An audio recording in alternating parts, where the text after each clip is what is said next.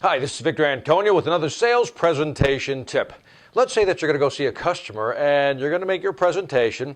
Now let me ask you a question. What are the top 3 things you're going to say in the presentation? What are the top 3 things you're going to say? Think about that for a second. I got time. Go ahead and think about that.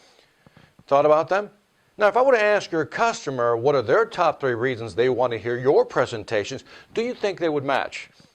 A little doubt, I can tell already.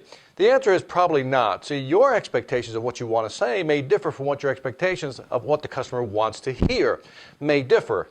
Now, so what we want to do is do one of 2 things. One is we want to call ahead of time or try to set up some time to talk to the person on the phone to figure out what is it that they want to hear about your product so that when you get there, you're right on target with your presentation. But what if you don't have the luxury of talking to somebody on the phone before you get there? Well, here's another suggestion. As you begin your presentation, right at the beginning, right up front, you say, here are the topics we're going to cover today. And then take a small break, a small pause, and then ask your audience, your group, or the individual, I said, based on what I'm showing you here, am I missing anything? Now, again, that's a key way of phrasing that, am I missing anything?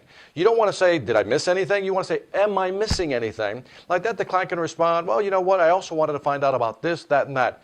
And what you do is you write those things down and be cognitively aware that as you're presenting to cover those points. Again, going in there with your expectations is one thing. Going in there understanding what the customer is expecting to hear is a whole different story. What you want to do is get in sync with the customer by either finding out ahead of time or asking them when you're there. This is Victor Antonio with another presentation tip reminding you, delegate hard when you know how. Take care.